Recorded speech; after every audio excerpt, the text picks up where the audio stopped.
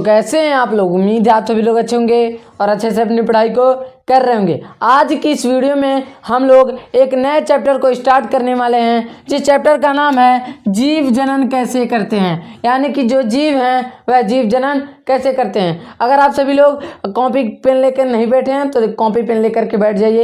एक एक चीज़ को हम अच्छी तरीके से समझेंगे, एकदम फ्लो चार्ट बना करके समझेंगे। तो चलिए बिना देरी किए हुए हम इस वीडियो को शुरू करते हैं। देखिए, और यह है जीव जनन कैसे करते हैं वाले का मतलब इस चैप्टर का पार्ट 1 है। यह 4-5 पार्ट में बन जाएगा, उसी में खत्म हो जाएगा। पहला पार्ट यह है। तो देखिए अब क्या चीज़, जीव जनन कैसे करते हैं। जीव मतलब जो सजीव है जिसमें जीवन है, और क्या करते हैं वही जनन करते हैं। क्या करते हैं, वही जनन करते हैं। तब आप जान ले जनन क्या होता है। क्या चीज़, जो जनन है वह होता क्या है। जनन होता है, देखिए जनन जो होता है, एक जीव क्या करेगा, एक जीव यानी कि एक जीव हो या फिर यानी कि दो जीव मिलकर के या फिर एक ही जीव अपनी जैसी संतति को उत्पन्न करता है। क्या करता है, एक जीव हो या फिर दो जीव मिलकर के, यानी कि एक जीव भी अकेले भी वह अपनी जैसी संतति को उत्पन्न कर सकता है, और चाहे दो जीव हो, यानी कि जब दो जीव मिल करके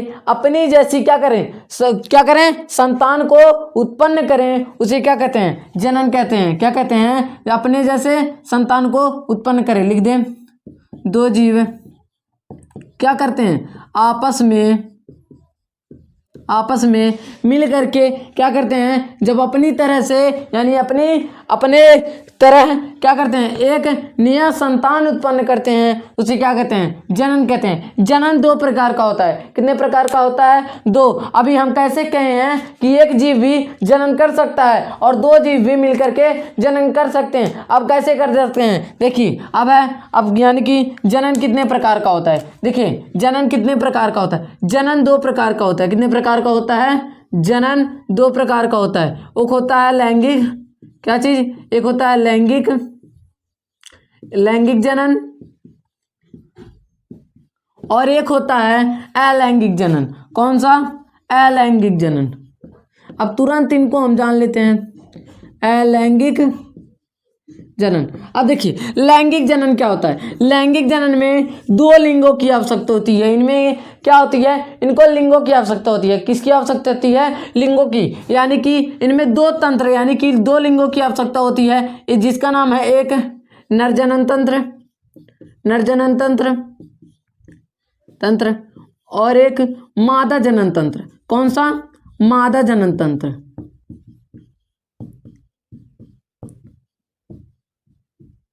क्या होता है, मादा जनन तंत्र। यानी कि लैंगिक जनन में कितने चीज़ों की आवश्यकता होती है, कितने लिंगों की आवश्यकता होती है, नर जनन तंत्र और मादा जनन तंत्र। यानी कि इनमें दो होते हैं, एक नर होता है एक मादा होता है। दोनों लोग मिल करके क्या करते हैं, एक नए संतति का उत्पन्न करते हैं। ठीक है, अब जान लेते हैं अलैंगिक जनन। अलैंगिक जनन में कोई लिंग नहीं होता है, वह केवल अकेले होता है। क्या होता है, केवल अकेले होता है। जैसे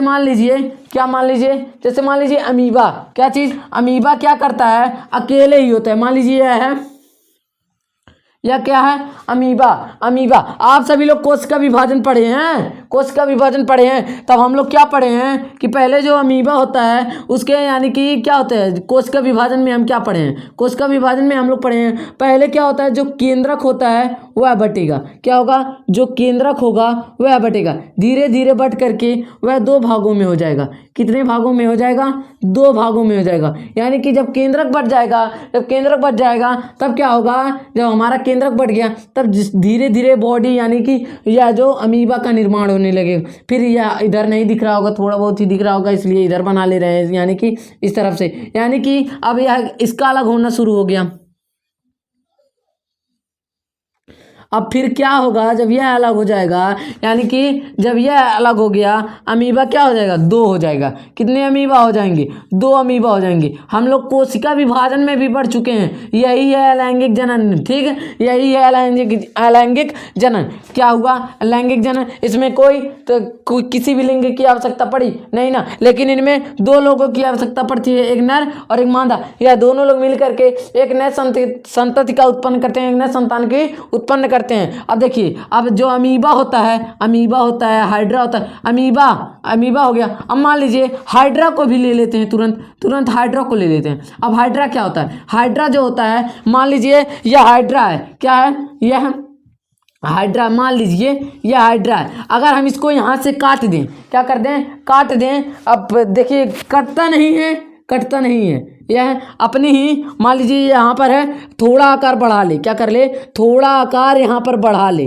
जब आकार बढ़ा ले तब यहाँ से भी इसका यानी कि इसका निर्माण हो गया, नया संतान का उत्पन्न हो गया। यह थोड़ा थोड़ा बढ़ जाता है, कहीं ऊपर बढ़ जाएगा, कहीं नीचे बढ़ जाएगा, कहीं ना कहीं वह बढ़ जाता है। ठीक है, इसको मिटाते हैं, यानी कि मादा जनन तंत्र, नर जनन तंत्र खत्म है, यानी कि हो गया। फिर देखिए, अब तुरंत समझ लीजिए, वह इस चैप्टर में है लेकिन आगे बता दे रहे हैं। देखिए, नर जनन तंत्र यानी कि हमारे अंदर कितने गुणसूत्र पाए जाते हैं? हमारे अंदर पाए जाते हैं, इसमें इस चैप्टर में नहीं है, अनुवांशिकता वाले चैप्टर में है, लेकिन मादा जनन तंत्र आ गया और नर जनन तंत्र आ गया, उसको भी समझ लेते हैं। हमारे अंदर 23 जोड़ी गुणसूत्र पाई जाती हैं।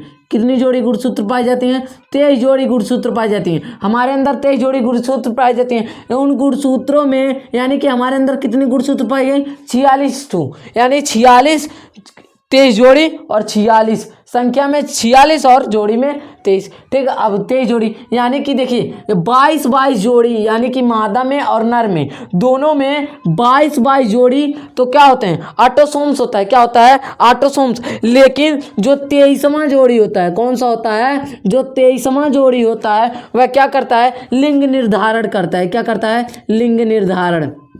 अब समझ में आ गया होगा, मादा जनन तंत्र। अब देखिए लिंग निर्धारण, अब इसमें अब देखिए नर वाला होता है X और Y और मादा वाला होता है X और X। यह इस चैप्टर में नहीं है, अनुवांशिकता वाले चैप्टर में है, आगे बता दिए। ठीक है, अब क्या होगा? नर जनन तंत्र हो गया, मादा जनन तंत्र, अमीबा। अब देखिए यह तो खत्म। अब पहले इनके यानी लैंगिक जनन और अलैंगिक जनन में हम लोग अंतर समझ लेते हैं कि लैंगिक जनन और अलैंगिक जनन में अंतर क्या है। लैंगिक जनन में 2 लोगों की आवश्यकता होती है, कि कितने लोगों की आवश्यकता होती है? 2 लिंगों की आवश्यकता होती है, लेकिन इनमें एक ही क्या कर लेगा? एक ही कोशिका से क्या कर लेगा? वह अपने ही क्या जनन कर लेगा, एक ही, यानी कि इसमें एक ही पाया जाता है, इसमें 2 लोग पाए जाते हैं। फिर इनमें देख लीजिएगा, इनमें ज़्यादा असमानता पाई जाती है। क्या पाई जाती है? असमानता पाई जाती है। क्या पाई जाती है? असमानता। अब जैसे अगर समानता और इसमें क्या होती है? समानता पाई जाती है। क्या पाई जाती है?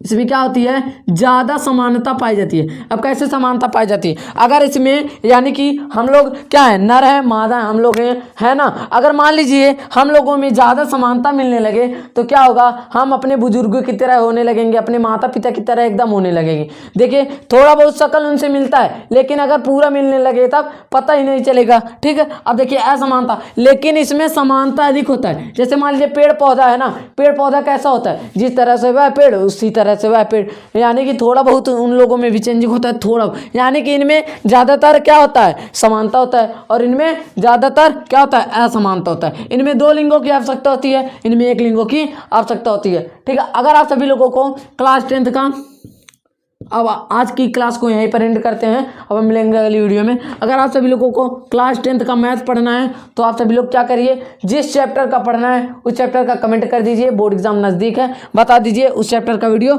बन जाएगा। अगर आप सभी को इस सभी का PDF चाहिए एकदम डीप से, तो आप सभी लोग क्या करिए, 73 17 79 29 11 इस नंबर पर आप सभी लोग क्या करिए, मैसेज कर दीजिए व्हाट्सएप पर। हम आपको एक ग्रुप में ज्वाइन करेंगे, फिर उसी ग्रुप में आप सभी को PDF मिलता रहेगा। अगर आप सभी को वीडियो अच्छा लगा हो, वीडियो को लाइक एंड चैनल को सब्सक्राइब करें। अब हम मिलेंगे अगली वीडियो में किसी और टॉपिक के साथ, यानी कि इसके पार्ट 2 के साथ। जय हिंद।